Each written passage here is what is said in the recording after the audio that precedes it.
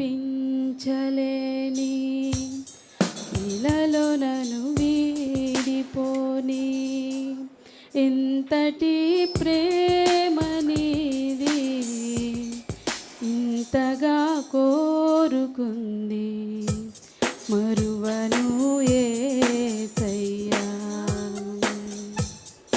నీ కదే నన్నే తాకగా నా మదే నిన్నే చేరగా నా గురే నీవై ఉండగా నీ దరే నీ చేరానుగా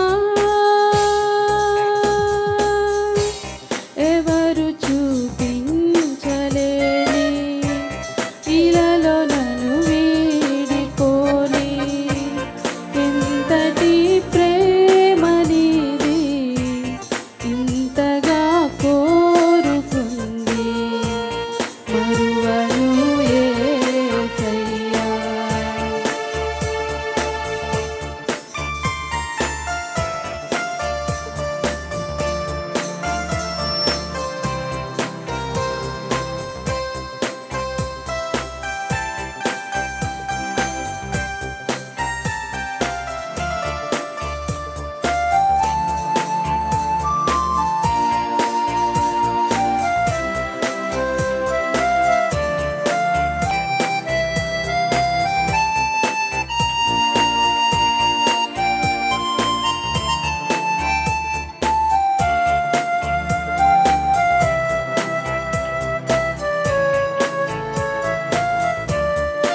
రెక్కల కింద ఆయన తన రెక్కలతో నిన్ను కప్పును, ఆయన తన రెక్కల క్రింద నీకు ఆశ్రయం కలుగును. కీర్తనలు 94 ప్రైజ్ ది లార్డ్. నా నామమున మీరు నన్ను అడిగినను నేను చేతును. యోహాను 14:14 ప్రైజ్ ది లార్డ్.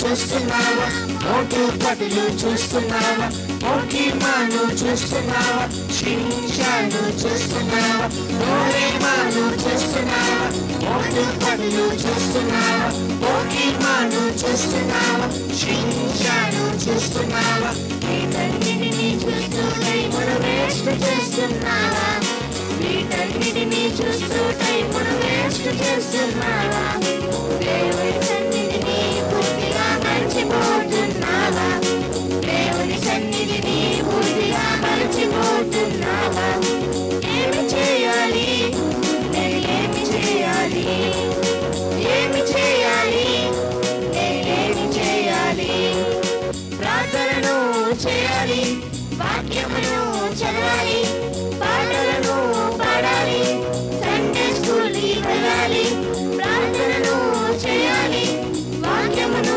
చదవాలి పాటలను పాడాలి సండే స్కూల్కి వెళ్ళాలి వీటన్నిటిని చేస్తూ యేసుకు దగ్గరగా ఉండాలి వీటన్నిటిని చేస్తూ యేసుకు దగ్గరగా ఉండాలి దేవునికి మనమెంతో ఇష్టంగా ఉండాలి దేవునికి మనమెంతో ఇష్టంగా ఉండాలి. నాలో పాస్టర్కి పాస్టర్కి నా వందనాలు, మీకు అందరికీ నా వందనాలు. పోయిన ఆదివారం అన్నం తింటా ఉండ గడగడ బొరుకు వచ్చేసింది. మా యొక్క కొడుకు ఏంది మట్ట వనకుతుండవు అన్నాడు. ఏమన్నా నాకు అసలు రట్టే వణుకొచ్చేస్తుంది అన్న. వేరే అన్నం తినేసి ఇంటికి పోయినా. ఇంటికి పోయి కూర్చొని అడిగా, అయ్యా నాకు ఇద్దరు కోడలు ఒక్కరు కూడా మాట్లాడరు, నన్ను చూడరు, నాకు ఈ పకరకు వణుకొచ్చేస్తుంది, నా పరిస్థితి ఏంది నాయన, నేను ఎట్ట అన్నం వండుకొని తిని బతకాలా అని అడుక్కున్నా. అంతే, ఈరోజు వరకు మళ్ళీ వణుకు రాల. పాస్టర్ గారు పాస్టర్ అమ్మకు కూడా నా వందనాలు, మీ అందరికి వందనాలు. పన్ను విషయంలో మీరందరూ కూడా ప్రార్థన చేశారు. మీ అందరికి కూడా ప్రత్యేకించి వందనాలు చెల్లించుకున్నాను. పన్ను పీకించే విషయంలో దేవుడు తోడుగా ఉండి డాక్టర్కి చక్కటి జ్ఞానాన్ని ఇచ్చి ఎలాంటి ఇబ్బంది లేకుండా 5 రోజులు ట్యాబ్లెట్లు ఇచ్చారు. 5 రోజుల తర్వాత ఇంకొక రోజు కూడా వాడమన్నారు. 6 రోజులు వేసుకున్నాను. అది కుట్టు తీసే విషయంలో కూడా దేవుడు సహాయం చేసి ఎలాంటి ఇబ్బంది లేకుండా చేసిన దేవునికి వందనాలు, స్తుతులు, స్తోత్రాలు చెల్లించుకున్నాను. ఇంకో విషయం ఏంటంటే, స్నానం చేసి బయటకు వచ్చేటప్పుడు ఆ డోర్ మ్యాట్ మీద కాలు బిట్టలకి చాలా జారింది. అసలు ఇంకా ఆ పరిస్థితి పడిపోవాల్సింది. ఆ వెంటనే ఆ డోర్ని పట్టుకున్నాను. అందువల్ల దేవుడు అపాయం తప్పించాడు. ఆ సమయంలో దేవుడు ఇచ్చిన జ్ఞానాన్ని బట్టి దేవునికి వందనాస్తులు, స్తోత్రాలు చెల్లించుకున్నాను. పడిపోయి ఉంటే అసలు తలకు దెబ్బ తగిలేది. చాలా బాధ కూడా. ఆ సమయం ఎట్టుండదో తెలియదు, కానీ దేవుడు అపాయం నుంచి తప్పించిన దేవునికి వందనాలు చెల్లించుకున్నాను. దేవుడు ఇప్పటి వరకు కూడా మమ్మల్ని కాచి కాపాడి నాకు ఇచ్చిన భర్తని, 4 బిడ్డలని, వాళ్ళ కుటుంబాల మనవ సంతానాన్ని అంతా కూడా దేవుడు దీవించి ఆశీర్వదించిన విధానానికి వందనాలు చెల్లించుకున్నాను. బిడ్డల పరిచర్లో కూడా దేవుడు తోడుగా ఉంటున్నందుకు వందనాలు చెల్లించుకున్నాను. బంధుమిత్రులందరినీ కూడా దేవుడు దీవించి ఆశీర్వదించిన విధానాన్ని బట్టి దేవునికి కృతజ్ఞత, స్తుతి, స్తోత్రాలు చెల్లించుకుంటూ నా కొరకు ప్రార్థించిన మీ అందరికీ ప్రత్యేకించి వందనాలు చెల్లించుకుంటూ ఈ సమయాన్ని ముగిస్తున్నాను. దేవుని నామానికి మహిమ కలుగును గాక. ఇక్కడ పేతురు భక్తుడు చెప్తున్నాడు, ఒకప్పుడు చీకట్లో బ్రతికాము, ఒకప్పుడు అంధకారంలో ఉన్నాము, అయితే యేసయ్య మనలను తన వెలుగులోనికి తీసుకుని వచ్చాడు, తన వెలుగులోనికి నడిపించాడు అని ఇక్కడ పేతురు భక్తుడి ద్వారా పరిశుద్ధాత్మదేవుడు రాయించిన మాట. అయితే గ్రీక్లో చీకటి, ఇక్కడ ఈ పదానికి చీకటి అన్న పదానికి స్కాటోస్ అని ఉందన్నమాట. అంటే వెలుగు లేకుండా ఉన్న స్థితి. హీబ్రూలో అయితే కోషక్ అని ఉంది. అంటే ఒక మనిషి ఎదుర్కొనే ప్రతికూల పరిస్థితులు, అలాంటి పరిస్థితుల్లో ఉన్నప్పుడు ఆ పదాన్ని హీబ్రూలో కోషక్ అంటారంట. అయితే ప్రియమైన దేవుని బిడ్డలారా, చీకటి అంటే ఏంటి? ఎలాంటి చీకట్లో ఉంచి ప్రభువు మనల్ని బయటకు రమ్మని పిలుస్తున్నాడు? ఎలాంటి చీకట్లో మనం బయటకు రావాలని ప్రభువు కోరుకుంటున్నాడో మనం ఏదైనా తెలుసుకుందాము. 3 రకాల చీకట్లు ఈరోజు మనము ధ్యానించుకుందాము. యోహాను సువార్త మొదటి అధ్యాయము 1 నుంచి మనము చదువుకుందాము. యోహాను సువార్త మొదటి అధ్యాయంలో 1 నుంచి 5 వచనాలు చదువుకుందాం. ఆదియందు వాక్యము ఉండెను, వాక్యము దేవుని యొద్ద ఉండెను, వాక్యము దేవుడై ఉండెను. ఆయన ఆదియందు దేవుని యొద్ద ఉండెను. సమస్తమును ఆయన మూలముగా కలిగెను. కలిగి ఉన్నదేదియు ఆయన లేకుండా కలుగలేదు. ఆయనలో జీవముండెను. ఆ జీవము మనుష్యులకు వెలుగై ఉండెను.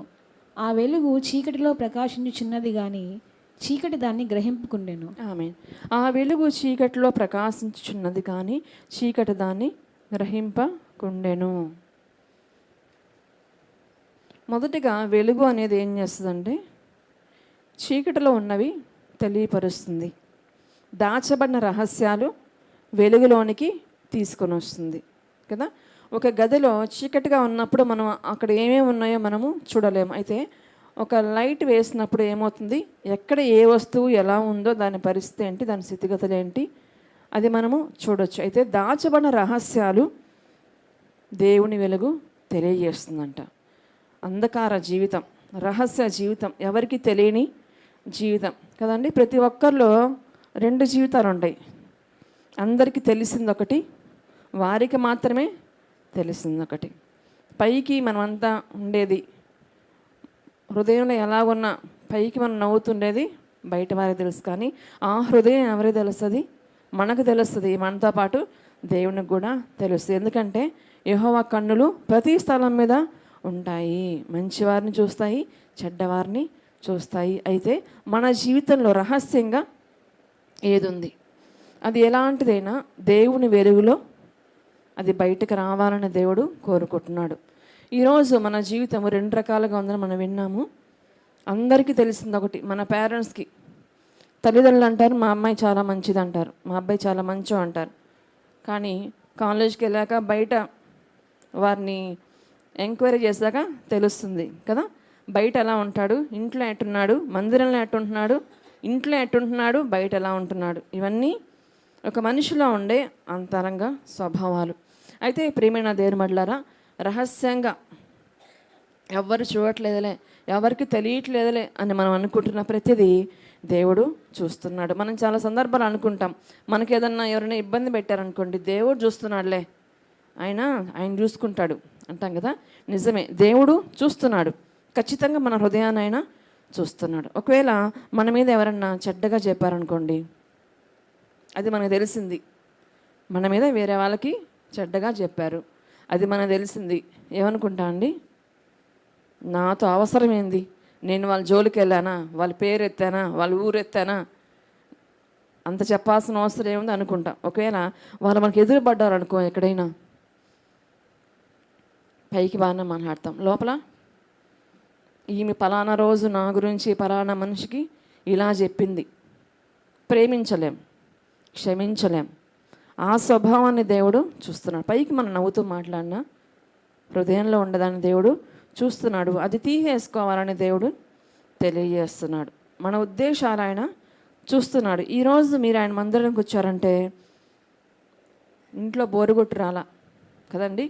మాకు ఈరోజు చాలా బోరు కొడుతుంది, కాసేపు ఆ చర్చికి వెళ్ళి కూర్చుంటే చర్చిలో ఉన్నట్టు ఉంటుంది, మాకు బోరు పోతుంది అని ఎవరు అనుకున్నారు. ఆయన సంకల్పంలో మీరందరూ ఉన్నారు కాబట్టి ఆయన ఉద్దేశాన్ని నెరవేర్చడానికి మీరందరూ ఆయన మందిరంలోకి వచ్చిన్నారు. మీరు వచ్చిన సంగతి దేవునికి ముందే తెలుసు. ఈరోజు నా బిడ్డలు నన్ను గణపరచడానికి, నా మాటలు వినడానికి వస్తున్నారు అని తెలిసిన దేవుడే కాబట్టి సిద్ధపరిచాడు మీతో నాతో ఏం మాట్లాడాలని. ప్రియమైన దేవుని బిడ్డలారా, ఏ ఉద్దేశంతో ఆయన మందిరానికి వస్తున్నాం, ఏ ఉద్దేశంతో కానుకలు ఇస్తున్నాం, ఏ ఉద్దేశంతో ఆయన సేవకు వచ్చాం, ఏ ఉద్దేశంతో బైబిల్ పట్టుకుంటున్నాం, బయట వాళ్ళని చూడాలనా, నన్ను చూసి అందరూ భక్తులు అనుకోవాలనా, ఇవన్నీ మనం తొలగించుకొని మన రహస్య జీవితంలోంచి బయటకు వచ్చేసి మంచి జీవితాన్ని, బయట ఎలా ఉంటున్నామో మన అంతరంగంలో కూడా అలాగే ఉండాలని దేవుడు కోరుకుంటూ ఉన్నాడు. ఒక మధ్యాహ్నకాల సమయంలో ఒక ఆమె బావి దగ్గరకు వచ్చింది నీళ్ళ కోసం కదా. యోహాను సువార్తలో మనము ఆ విషయాన్ని గమనించవచ్చు. ఎవ్వరూ ఉండని మిట్ట మధ్యాహ్నము ఒక స్త్రీ కుండ పట్టుకొని నీటి కోసం వచ్చింది. అయితే ఆమె అనుకుంది, ఈరోజు ఎవరన్నా ఉంటారేమో, నాకు సంబంధించిన మనుషులు, నా వలలో పడే మనుషులు ఏదైనా ఉంటారేమో అనుకుంటూ వచ్చిండొచ్చు ఆవిడ. అయితే అక్కడ ఉన్న దేవుడు, మనసులు మార్చే దేవుడు, చీకటి బ్రతుకుల్ని వెలుగ్గా మార్చే దేవుడు ఆమె కోసము ఆ మండు టెండలో వచ్చి ఆ బావి దగ్గర కూర్చున్నాడు. మనకు తెలుసు ఆమె ఎవరో. అయితే ప్రియమైన దేవుని బిడ్డలారా, ఆమె రాగానే అన్నాడు, నాకు కొంచెం నీళ్ళు ఇవ్వమ్మా అని. ఆమె స్థితి ఆయనకు తెలీదా, ఎలాంటిదో తెలీదా? రాగానే అమ్మ నువ్వు ఇలాంటిదాన్ని ఇలాంటి చేయకూడదు, ఇలాంటి తప్పులు చేస్తున్నావు, ఇంకలా ఉండ మాకు అని వార్నింగ్ ఇచ్చాడా? లేదు. నాకు కొంచెం నీళ్ళు ఇవ్వమ్మా అన్నాడు. ఆమె ఎరిగింది, నీ దగ్గర ఏమి లేదు, మాతో మీరు సాంగత్యము చెయ్యరు, నన్ను ఎలా, అన్నీ తెలుసు ఆవిడికి కదండి.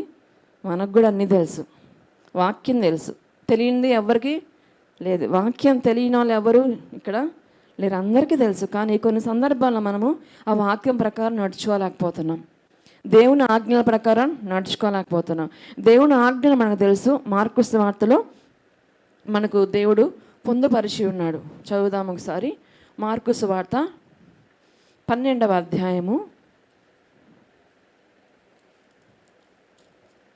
29వ వచనం మనం చదువుకుందాం.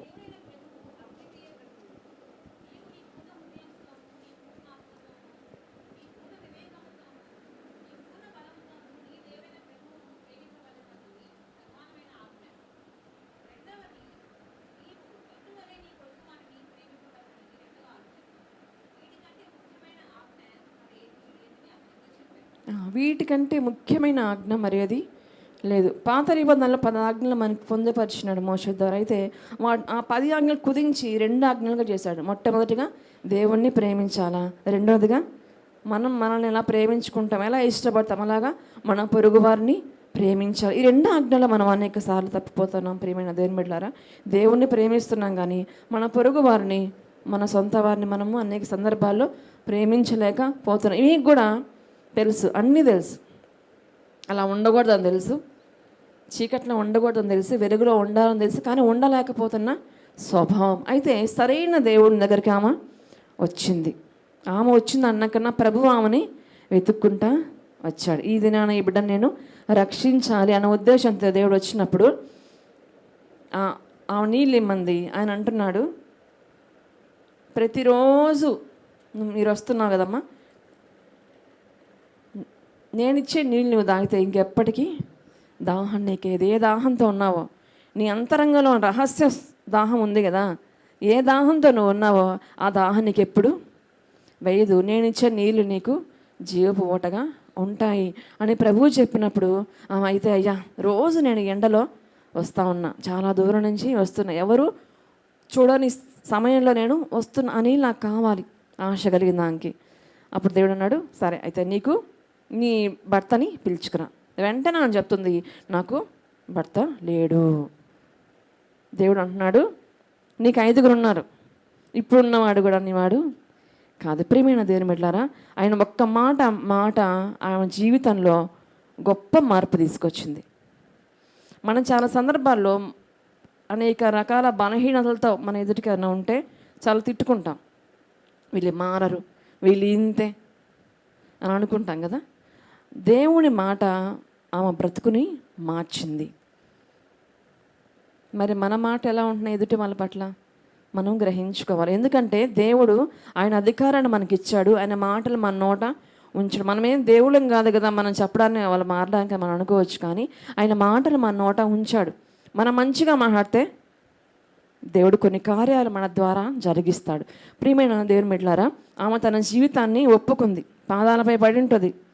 అయ్యా నన్ను క్షమించు, నా బ్రతుకు ఇదే, నా జీవితం ఇదే, ఖచ్చితంగా మీరు చెప్పావు అని ఆయన దగ్గర పాదాల పడిపోయి ఏడ్చుకొని ఉంటుంది. ఆ కుండ ఏదైతే భరిస్తుందో, లోపల రహస్యంగా ఉందో దాన్ని ఆడ విడిచిపెట్టేసి ఊర్లో అంతటికి వెళ్ళి ఏం ప్రకటించిందండి? యోహాను సువార్త చూద్దాం 4వ అధ్యాయంలో. ఆమె సంతోషం, దేవుణ్ణి పొందుకున్నాను, దేవుణ్ణి చూశాను అన్న సంతోషంలో ఊరంతటికి వెళ్ళి చెప్తుందంట. యోహాను సువార్త 4వ అధ్యాయము 39వ వచనాన్ని చదువుకుందాం.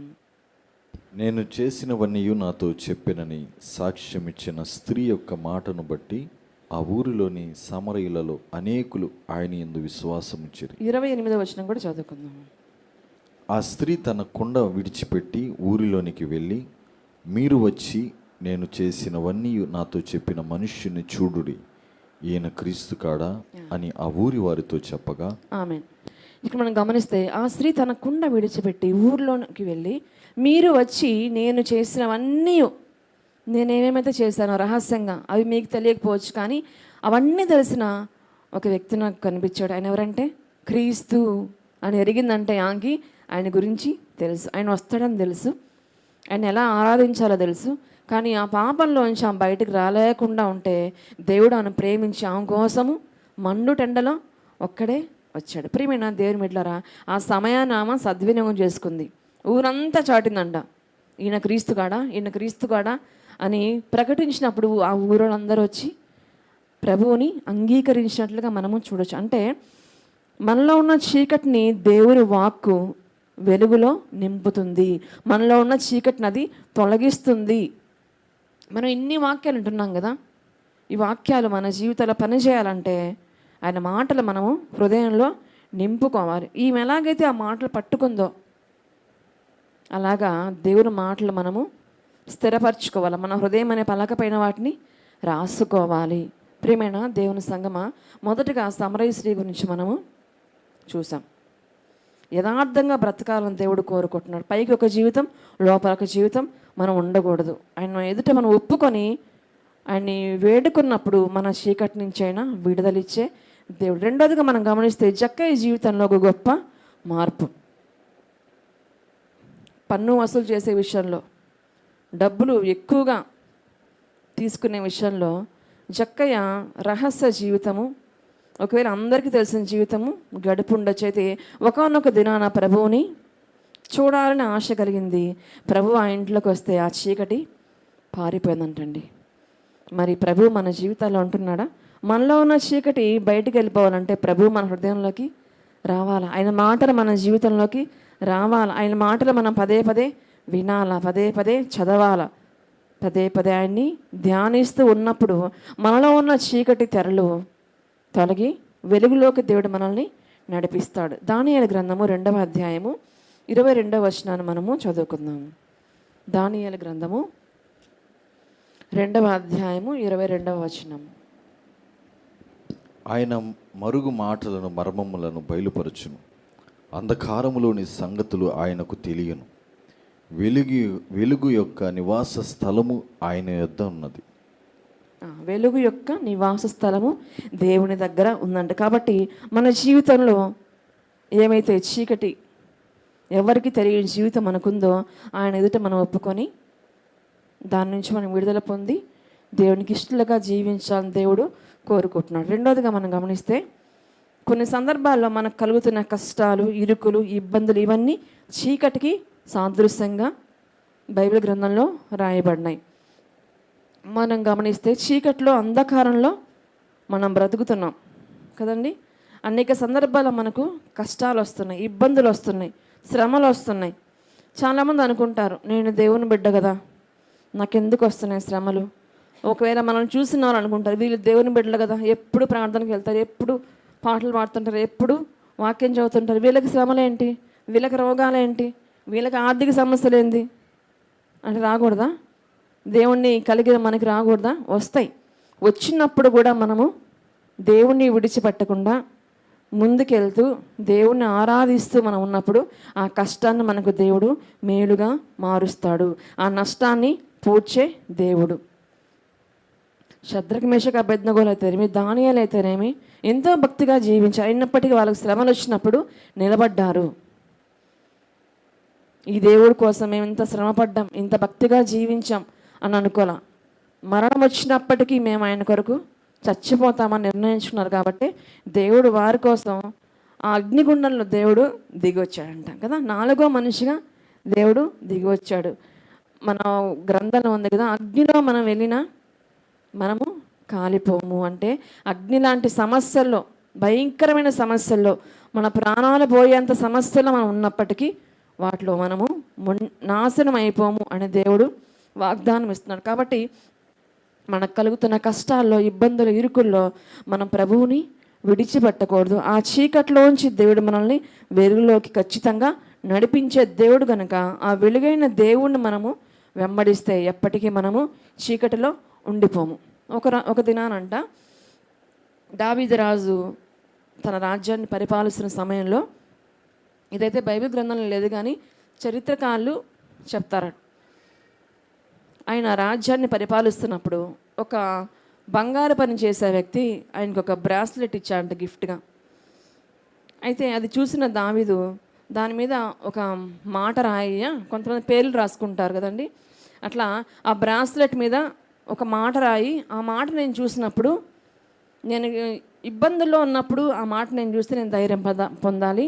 ఒకవేళ నేను ఉన్నతంగా దీవించబడి నేను ఒకవేళ గర్వం నాలోకి వచ్చినప్పుడు కూడా ఆ మాటను చూసినప్పుడు నాకు ఆ మాట నాతో మాట్లాడాలా, అలాంటి మాట రాయి అని చెప్పి అతన్ని పంపించాడంట. అయితే అతను బాగా ఆలోచించాడంట, అతనికి తెలియలేదు ఏం రాయాలి, ఏం రాస్తే ఇతనికి సరిపోతుంది. కష్టాల్లో ఆ మాట సూట్ అవ్వాలి, సంతోషంలో సూట్ అవ్వాలంటే ఏం రాయాలంటే అతను సొలొమోను, దావీదు యొక్క కుమారుడు ఎవరు, సొలొమోను దగ్గరికి వెళ్ళి అడిగితే ఆయన చెప్పాడంట, ఇది గతించును అని రాయమన్నా అంట, లేదా ఇది క్షణకాలమే అని రాయమన్నంట. అయితే ప్రియమైన దేవుని బిడ్డలారా, అది రాసి ఆ రాజుగారికి ఇచ్చాడంట ఆ బంగారు పనిచేసే వ్యక్తి. అయితే ఒక దినాన దావీదు ఆ రాజ్యమంతటిని, ఆ రాజ్యాన్ని పరిపాలిస్తున్న తన విధానము, తన ఆస్తులు, తన సంపద, తన సైన్యము అంతటిని చూసి కొద్దిగా గర్వపడ్డాడంట. గర్వపడినప్పుడు చేతిలో ఏముంది? చేతికి బ్రాస్లెట్ ఉంది కదా, దాన్ని ఇలా చూస్తే ఏముంది? ఇది గతించును, ఇది క్షణకాలమే. అంటే ఓ నిజమే, నేను గర్వపడకూడదు, ఇదంతా క్షణకాలమే, ఒక రోజు ఉంటుంది, ఇంకో రోజు పోతుంది అని అనుకున్నా అంట. అలాగే కొన్ని దినాలు గడిచాక ఒక శ్రమ అతనికి వచ్చిందంట. ఆ శ్రమలో దుఃఖపడుతూ వేదన పడుతూ ఉన్నప్పుడు మరలా చేతికున్న బ్రాస్లెట్ని చూస్తే ఏముంది? ఇది క్షణకాలమే. అప్పుడు ధైర్యం తెచ్చుకున్నా అంట, అవును ఈ కష్టాలు బాధలు క్షణకాలమే, కొంతకాలం ఉంటాయి, మరలా సంతోషాన్ని దేవుడు నాకు ఇస్తాడు అన్న నిరీక్షణతో ముందుకెళ్ళా అంట. అంటే ఇది మన జీవితంలో ఎలా ఉందంటే, మన కష్టం కలిగితే మనము కురింగిపోకూడదు. దైవ గ్రంథంలో ఉంది కదా, శ్రమ దినమున మీరు కృంగిని ఎడల మీరు చేతగాని వారు అవుతారు. కష్టాలు వచ్చినా, నష్టం వచ్చినా, సంతోషం వచ్చినా, ఏదొచ్చినా దేవుడు నాకు తోడుగున్నాడు, ఆయన నన్ను నడిపిస్తాడు, విడిపిస్తాడు అనే నిరీక్షణ మనం కలిగి ఉంటే ఏ కష్టము కదా మనల్ని చీకట్లో ముంచివేయదు. 23వ కీర్తన మనం గమనిస్తాం కదా, ఒకసారి చూద్దామా? 23వ కీర్తనలో మనం ఎలాంటి లోయలో పడి వెళ్తుంటే దేవుడు మనకు తోడుగుంటాడో అక్కడ మనం చూడొచ్చు. 23వ గాఢాంధకారపు లోయలో నేను 4వ వచనం.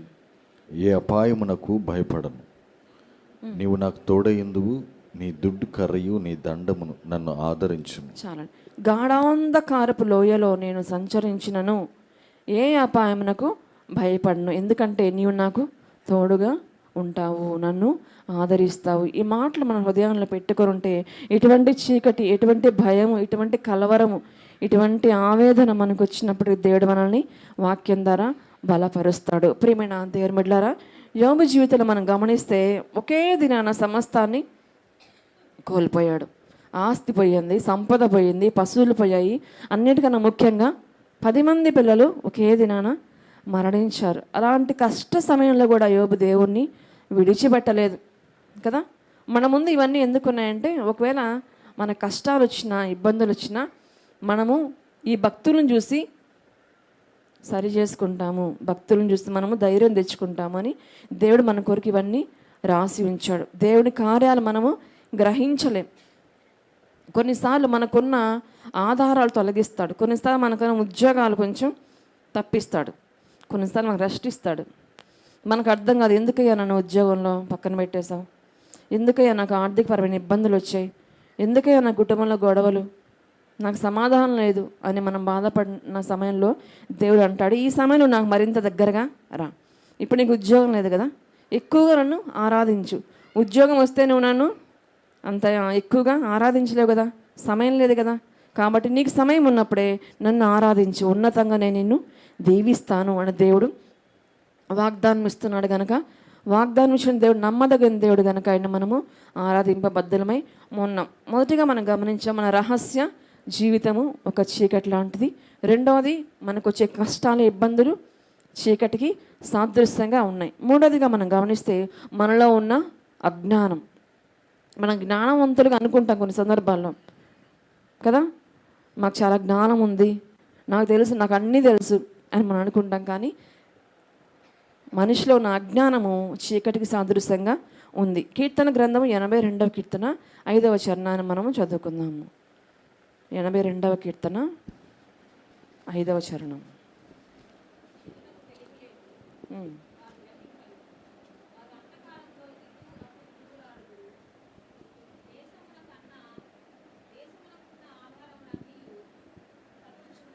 ఆమె జనులకు తెలివి లేదు, వారు గ్రహింపరు, వారు అంధకారంలో ఇటువటు తిరుగులాడుదురు, దేశమునకైన ఆధారములన్నీ కదలుచున్నవి. మనకేం లేదంట, తెలివి లేదంట. అయితే ప్రియమైన దీని బిడ్డలారా, మన పిల్లని మన ఈ సందర్భాలు అంటాం, నీకు అసలు తెలివి లేదురా, తెలివి అంటే ఈ పని చేయవు, నువ్వు చదువుకున్నావు కానీ నీ జ్ఞానం లేదు అంటాం కొన్ని సందర్భాల్లో కదండి. జీవితాన్ని కట్టుకోవాల్సిన జ్ఞానం ఎవరిస్తారు? ఏ చదువు ఇవ్వదు. మనం పిల్లలను చదివిస్తాం మంచిదే, కానీ అది ఈ లోక జ్ఞానం వరకే. వాళ్ళ జీవితాలు కట్టుకోవాలన్నా, వాళ్ళ కుటుంబాలు కట్టుకోవాలన్నా ఈ లోక జ్ఞానము సరిపోదు. నిజమైన జ్ఞానం ఎక్కడ ఉంటుందంటే యెహోవా యొద్దనే దొరుకుతుంది. యెహోవా యందు భయభక్తులు కలిగి ఉండుట జ్ఞానమునకు మూలం. అంతే, ఆయన యందు భయభక్తులు కలిగి ఉంటే చాలు, మనకు దేవుడు జ్ఞానాన్ని ఇస్తాడు. ఆ జ్ఞానం ఎటువంటిదంటే మనం ఎప్పుడు ఎక్కడ ఏ మార్గంలో వెళ్ళాలి, ఎవరితో ఉండాలి, ఎవరితో ఉండకూడదు. మొదటి కీర్తనలో మనకు తెలుసు కదా, దుష్టుల ఆలోచన చొప్పున నడవక, పాపుల మార్గమున నిలవక, అపహాసకులు కూర్చున్న చోటు కూర్చుండక. ఇవన్నీ మనకు తెలుసు, కానీ అవే చేస్తాం కదా. దాని కింద ఉంటుంది దివారాత్రం ధ్యానించి, అంటే అది మాత్రం చేయం. దివారాత్రం ధ్యానించాలా, ఇంకా మాకేం పని లేవు అనుకుంటాం కదండి.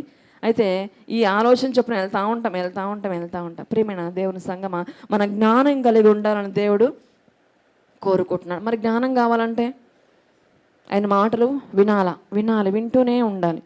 ఆయన గ్రంథాన్ని చదవాలి. ఆయన వాక్యాలతో మన హృదయం నింపుకోవడం వల్ల మనలో ఉన్న అజ్ఞానము పోతుంది అని దేవుడు సెలవిస్తున్నాడు. అయితే ఇటు అటు తిరిగే వాళ్ళు ఎవరంట? అపవాది కదండి. యోబు గ్రంథంలో మనం గమనిస్తే అపవాది ఏం చేస్తున్నాడో మనం చూద్దాం. యోబు గ్రంథము 1వ అధ్యాయంలో అపవాది చేసే కార్యాలు ఎలాంటివో చూద్దాము. 1వ గ్రంథము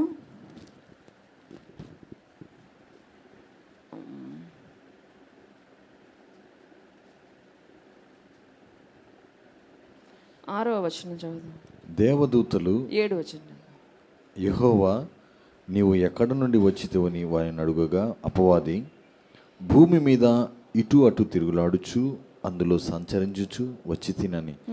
భూమి మీద ఇటు అటు తిరిగే పని ఎవరిది? అపవాది. కొన్నిసార్లు మనం కూడా ఇటు అటు తిరుగుతూ ఉంటాం. ఏం తోచినప్పుడు ఆ ఇంటికి వెళ్తా ఆ ఇంటికి వస్తాం. అక్కడ మాటలు చెప్తాం, ఇక్కడ మాటలు చెప్తాం కదండి. ఈ స్వభావం ఎటువంటిదంటే అపవాదిది. ఇటు అటు తిరిగే స్వభావము అపవాది. ఎక్కడైనా దొరుకుతారేమో, జ్ఞానం లేని వాళ్ళు దొరుకుతారేమో. పేతురు రాసిన పత్రికలు కూడా ఉంది. అపవాదంట గర్జించు సింహం వలె ఎవరిని మృంగుదునా అని వెదకొచు తిరుగుచున్నా అంట. 1 పేతురు 8వ వచనం చదువుకుందాం. పేతురు రాసిన మొదటి పత్రిక 5వ అధ్యాయము 8వ వచనం. నిబ్బరమైన బుద్ధి గలవారి మెలకువగా ఉండుడి, మీ విరోధి అయిన అపవాది గర్జించు సింహము వలె ఎవరిని మృంగుదునా అని వెదకుచు తిరుగుచున్నాడు. ఎవరిని మింగుదునా? ఎవడు జ్ఞానం లేకుండా ఉన్నాడా? ఎవడు మందిరంలో ఉండాల్సిన సమయంలో మరొక చోట ఉన్నాడా? ఎవరు ఏ ప్రదేశాల్లో ఉన్నారో, ఎవరు నాకు దొరుకుతారా అని వాళ్ళని చిక్కించుకోవడానికి ఎలా తిరుగుతున్నాడు? వెదకొచ్చు గర్జించే సింహం వలె తిరుగుచున్నాడంట. ప్రియమైన దేవుని సంగమా, మనము వాడు గర్జించి సింహంలా తిరుగుతుంటే మనం ఎవరి బిడ్డలము? కొదమ సింహము బిడ్డలం. కాబట్టి మన జ్ఞానం కలిగి ఆయన మాటలు వింటూ మన జీవితాన్ని ముందుకు కొనసాగించుకోవాలని దేవుడు కోరుకుంటున్నాడు. అయితే ఈ రోజుల్లో చాలామంది జ్ఞానం ఎక్కువైపోయి ఏం చేస్తున్నారంటే హైటెక్ మోసాలు చేస్తున్నారు కదండి. ఒక మెసేజ్ వస్తుంది, ఈ లింక్ కొడితే మీకు ఇంత అమౌంట్ వస్తుంది అని మనకు పెడుతుంటారు మెసేజ్లు. అది కొట్టానికి ఎవరు తెలియక వాళ్ళ అకౌంట్లో ఉన్నవన్నీ పోతుంటాయి. అది ఏ జ్ఞానము? మితిమీరిన జ్ఞానం, మోసం చేసే జ్ఞానం. అలాంటి జ్ఞానం గల వాటిలో మనము చిక్కు కొనకూడదు. జనవరి 1 అప్పుడు కూడా 31st నైట్ ఫేస్బుక్లో చాలా వచ్చినాయి. ఈ లింక్ కొడితే మీకు ఒక న్యూ ఇయర్ గిఫ్ట్ 5,000 వస్తాయి అన్నారు. అది చూసి పాస్టర్ గారు చెప్పారు, నేను మాకు ఉన్నవా కూడా పోతాయని చెప్పాడు. చూసారు ఎలాంటి మోసాలు. తెలియని వాళ్ళు నొక్కితే తెలిసిన వాళ్ళు నొక్కుతున్నారు తెలియక కదా. ఎన్నో చూస్తున్నాం. ఒకవేళ మనం ఫోన్పే చేయాలంటే ఆ నెంబరే, కానీ వాళ్ళకి పోవట్ల అమౌంట్. అలా చాలామంది ఇబ్బందులు పడుతున్నారు. కాబట్టి ఈ మోసాల నుంచి మనం తప్పించుకోవాలంటే మనం ఎలా ఉండాలా? జ్ఞానం గల వారిగా ఉండాలి. జ్ఞానం ఎక్కడ వస్తుంది అనుకున్నాము? యెహోవా యందు భయభక్తులు కలిగి ఉండుటే జ్ఞానమునకు మూలము. ఇవి చేయాలంటే మనం ఏం చేయాలి? దేవుని గ్రంథాన్ని చదవాలి, ఆయన మాటలు పదే పదే వినాలి, ఆయన వాక్యాలతో మన హృదయాన్ని నింపుకోవాలి. ఇవన్నీ మన జీవితాలు అనుదినం ఉంటే మనల్ని దేవుడు తన జ్ఞానంతో నింపుతాడు. మన బ్రతుకులు బాగు చేసే విషయాలెన్నో ఇక్కడ ఉన్నాయి. కాబట్టి దీన్ని ఎవరు విడిచిపెట్టద్దు, ఈ మాటలు ఎవరు అలక్ష్యం చెయ్యొద్దు. యోహాను రాసిన మొదటి పత్రిక 2వ అధ్యాయము 11వ వచనాన్ని చదువుకుందాము.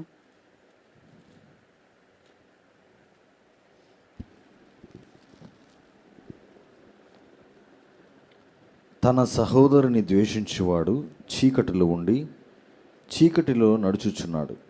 చీకటి అతని కన్నులకు గుడ్డితనము కలుగ చేసెను గనుక తానెక్కడికి పోవుచున్నాడో అతనికి తెలియదు. తన సహోదరుని ద్వేషించువాడు చీకటిలో ఉన్నాడు, చీకటిలో నడుచున్నాడు. చీకటి అతని కన్నులకు గ్రుడ్డితనము కలుగు చేసింది. ఈ గ్రుడ్డితనం పోవాలంటే దేవుని మాటలు వినాలి, దేవుని వాక్యాలు చదవాలి. అప్పుడు మన ఆత్మీయ నేత్రాలకు గుడ్డితనాన్ని దేవుడు విడుదల ఇస్తాడు. మనం మొదటగా గమనించే 2 ఆజ్ఞలు, నిన్ను వల్ల నీ పొరుగువారిని ప్రేమించాలని మనకు తెలుసు. కానీ కొన్ని సందర్భాల్లో వాళ్ళు మన పట్ల చేసిన ద్రోహము, మన పట్ల వాళ్ళు జరిగించిన మోసపు కార్యాలు గుర్తొస్తాయి, అన్యాయాలు గుర్తొస్తాయి కదా. వాటిని దేవుని పైన వేసి మనం ముందుకెళ్ళగలిగితే మన ఆత్మీయ జీవితంలో మనము మెరుగ్గా దేవునికి ఇష్టంగా మనం ఉంటాం. దేవుణ్ణి ఎన్నో అద్భుతాలు చేశాడు యేసుప్రభువారు ఈ లోకంలో. అయితే ఆయన అన్నారు, బయల్జెబూలు స్నేహితుడు అన్నారు, దయ్యాలు పట్టినవాడు అన్నాడు కదా. అవన్నీ ఆయన తన చెవిని ఎక్కించుకోవాలా, తన పని తను చేసుకుంటూ వెళ్ళిపోయాడు. అలాగే మన జీవితాల్లో కూడా ఎవరు ఎన్ని మన గురించి మాట్లాడినా అవి దేవునికి అప్పగించి మనం ముందుకెళ్ళాలని దేవుడు కోరుకుంటున్నాడు. కొరింథీయులకు రాసిన 2వ పత్రిక 4వ అధ్యాయం 5వ వచనం చదువుదాం.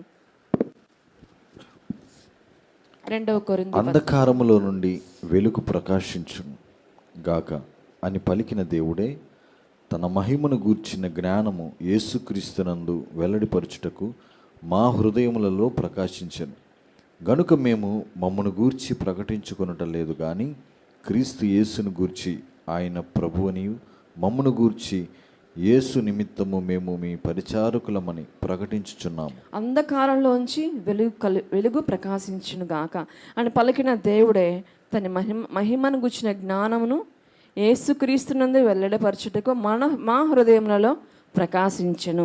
మన హృదయంలో ఏముంది? వెలుగుంది, చీకటి లేదు అని చెప్పుకుందాం ప్రతిరోజు. ఆ మాట ద్వారా కూడా దేవుడు మన జీవితాల్లో కార్యాలు జరిగిస్తాడు. ఏదన్నా మనకు ఒక బాధాకరమైన విషయం కలిగితే దేవుడు నాలో ఉన్నాడు, నేను చీకటి మనిషిని కాదు, నేను వెలుగుకు సంబంధించిన బిడ్డని, దేవుని బిడ్డని అని ఆ వాక్యాలు చెప్పుకోవడం ద్వారా కూడా దేవుడు మన జీవితాల్లో తన జ్ఞానంతో నింపుతాడు. చివరిగా మనం గమనిస్తే అపోస్తలుడైన పౌలు ఫిలిప్పీలకు రాసిన పత్రిక 2వ అధ్యాయము 10-11 వచనాలు చదువుకుందాం. భూమి మీద ఉన్న వారిలో కానీ అందుచేతను పరలోకమందున్న వారిలో కానీ భూమి మీద ఉన్న వారిలో కానీ భూమి క్రింద ఉన్న వారిలో కానీ ప్రతివాని మోకాలును యేసు నామమున వంగునట్లును ప్రతివాని నాలుకయు తండ్రి అయిన దేవుని మహిమార్థమై యేసుక్రీస్తు ప్రభువు అని ఒప్పుకున్నట్లును దేవుడు ఆయనను అధికముగా హెచ్చించి ప్రతి నామమునకు పైనామము ఆయనకు అనుగ్రహించాను. ఆమె దేవుడి నామానికి మహిమ కలుగునుగాక.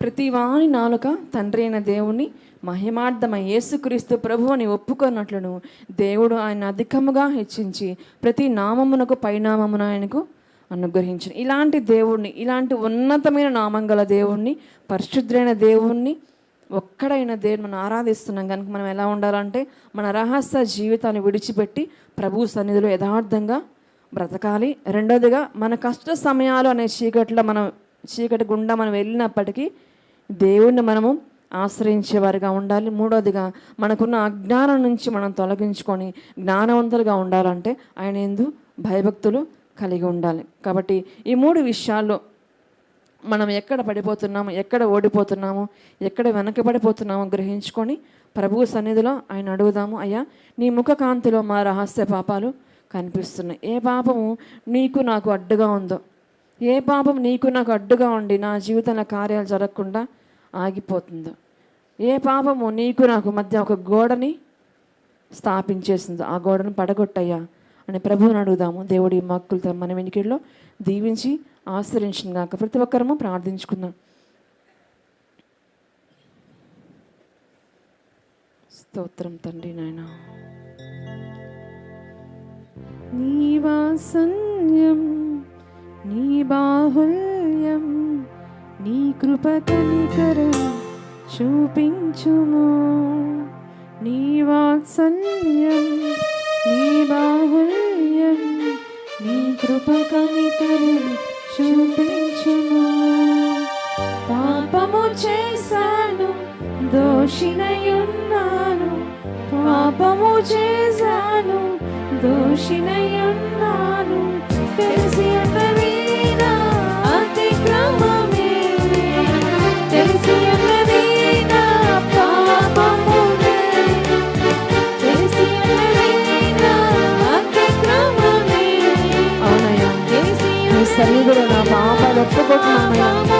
ప్రతి పాప నుంచి నన్ను విడుదల దయచే ప్రభా, ప్రతి చీకటి నుంచి నన్ను విడుదల చేయాలి, అజ్ఞానం నుంచి జ్ఞానవంతులను చెయ్యా. దేవుని అందరం అడుగుదాం.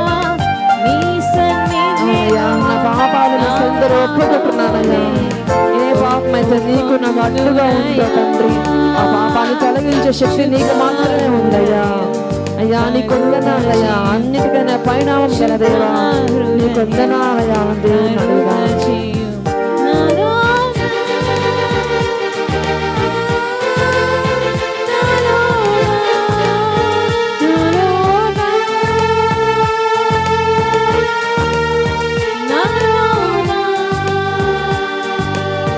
స్తోత్రమయ్యా, మహోన్నత సర్వాధికారిని కొందనాలయ్యా.